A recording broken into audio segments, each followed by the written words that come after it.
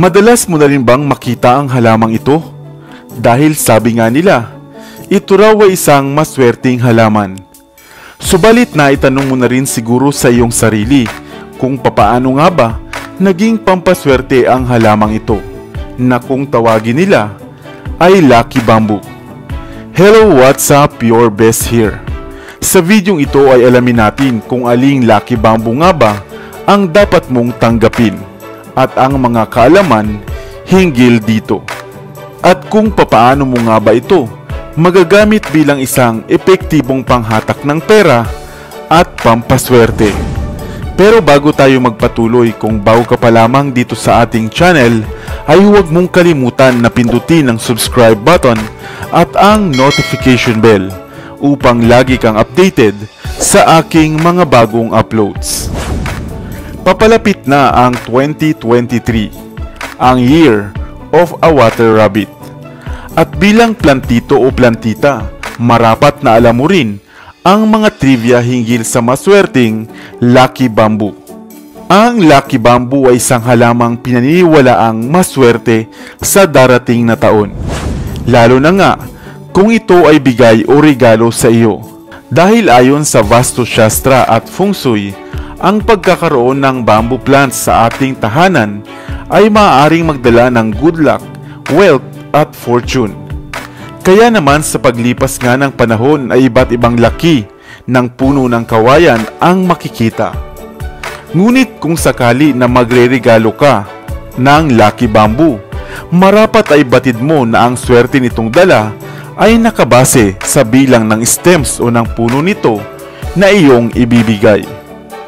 Ang dalawang stems na nakatali ay simbolo nga ng pag-ibig at dobling blessings. Ang tatlong stems naman ay bilang happiness, wealth, at long life. Kung 5 stems naman ng inyong ibibigay, ito ay mainam sa mayroong mga negosyo.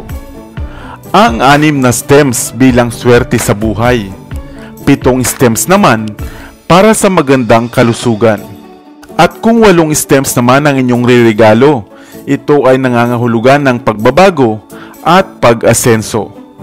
Ang 9 na stems naman ay para sa maraming pera at ang 10 stems ay para sa maayos na pamumuhay. Subalit kung magbibigay kayo ng 21 stems, ito ay para sa masaganang pang-araw-araw na buhay. Ngunit iwasan mo lamang na magbigay ng 4 na stems sapagkat ito ay sumisimbolo ng kamatayan at kamalasan. Ngunit papaano nga bang naging maswerte ang Lucky Bamboo?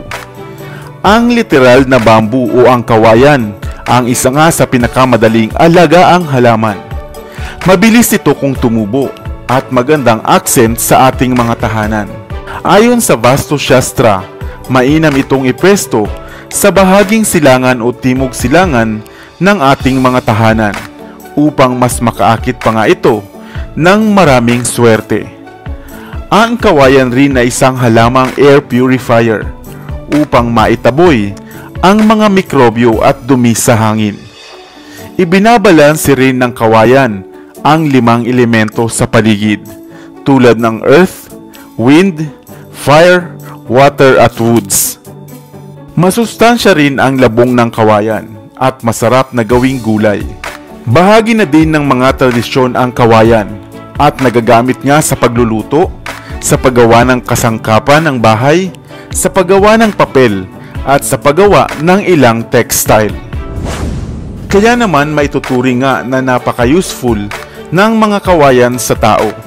At gaya nga ng munting puno ng kawayang ito na Lucky Bamboo, ay magdadala rin ito ng swerte sa inyo sa papasok na taong 2023. Kaya marapat na meron ka na rin ng Lucky Bamboo sa inyong tahanan upang maging masagana ang inyong pang-araw-araw na buhay.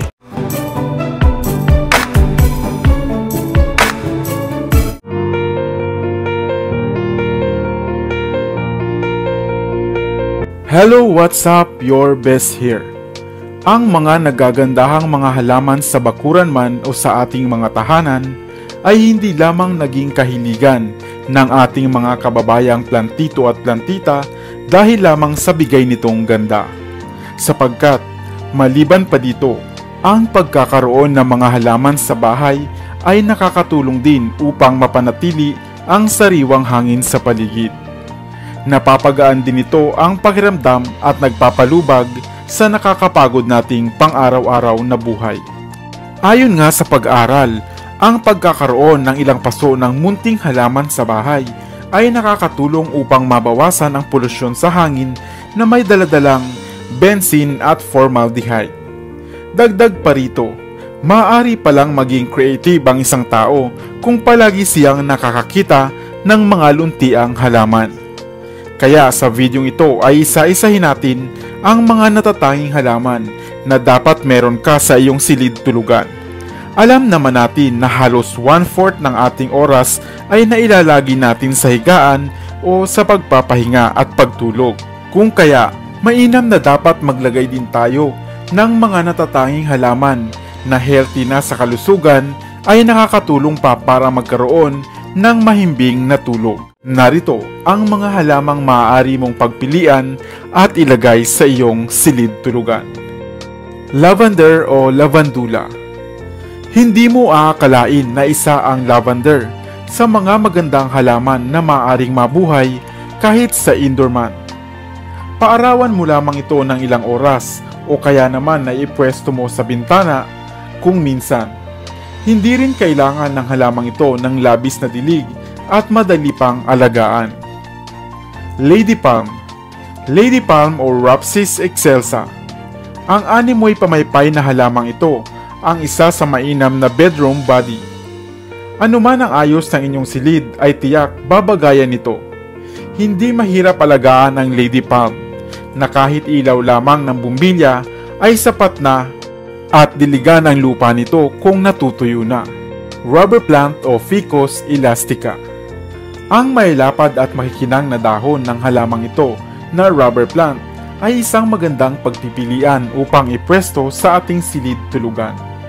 Nangangailangan lamang ito ng katamtamang sikat ng araw at minimal na atensyon. Areca palm. Areca palm ang isang munting palmera na kadalasang tumataas hanggang 6 o 7 talampakan. Kaya kung itong Areca palm ang gusto mo sa iyong silid tulugan, marapat lamang na mayroon kang sapat na espasyo kung sakaling ito ay lumaguman. English ivy. Hedera helix o English ivy. Isang gumagapang na halamang baging. Kung kaya, maaari mo rin itong ilagay sa hanging pots at isabit sa may gilid ng inyong silid tulugan. Boston fern o Neprolepsis exceltata. Sa halagang 1,000 pesos o mas mababa pa, ay maaari ka nang magkaroon ng Boston fern. Ang pakong ito na kadalasang tumutubo sa mga kagubatan sa Pilipinas ay isang magandang opsyon din para ilagay sa ating silid tulugan. Subalit tandaan na naglalagas ang ilang dahon nito araw-araw, kung kaya mainam na laging lagyan ito ng saluhan o linisin araw-araw. Chinese evergreen. Chinese evergreen o Aglaonema commutatum. Isang indoor na halaman na may mga mapupusyaw na berding dahon at may mga puting batik. Mainam itong diligan araw-araw at paarawan din kung minsan. Gaya ng ilang indoor plants, mainam din ito sa ating silid tulugan. Snake plant o Sansevieria trifasciata. Ang maladramatikong espadang dahon ng halamang ito na tinatawag ding dila ng biyanan ay isang magandang bedroom plants. Mahaba rin ang life cycle ng halamang ito at hindi mahirap alagaan.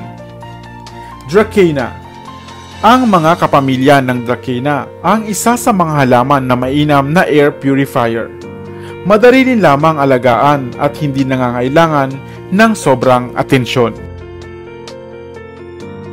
Lazy tree philodendron. Mainam ilagay sa silid tulugan ang lazy tree philodendron. Ang mga dahon nito na mayroong animoy mga lace na gilid ang isa sa mga magandang display rin sa loob ng ating bahay. Ang konting tubig at sapat na sikat na liwanag ng araw ay okay na sa halamang ito. Diphynvasia at iba pang uri nito. Diphynvasia o kilala rin bilang dam cane, isang halamang indoor na may malalapad na dahon. Mainam ang halamang ito bilang display sa loob man at labas ng ating tahanan.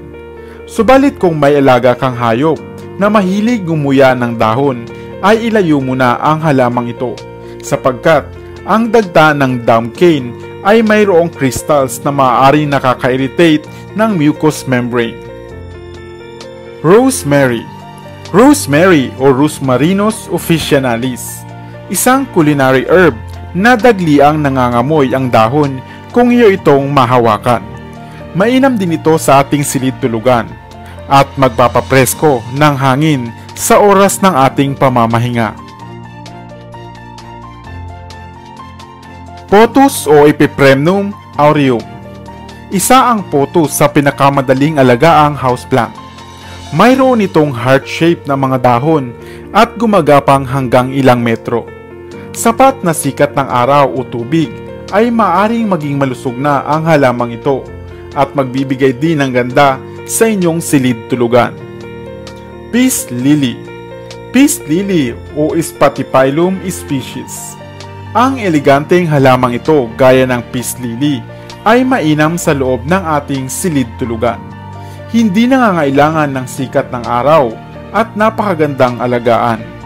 Mayroon din itong mga mapuputing bulaklak na sumisibol nga sa luntian nitong mga dahon. Ayan, mailan ka na ba sa mga halamang ating nabanggit? Mga halaman na pagpipiliang ilagay o ipasok sa inyong silid tulugan upang makatulong sa mahimbing at presko ninyong pagtulog. Sana ay may bago kang natutunan sa videong ito. Iwan ka naman ng comment sa comment section sa ibaba. I-like at i-share mo na rin para naman sa kaalaman ng iba.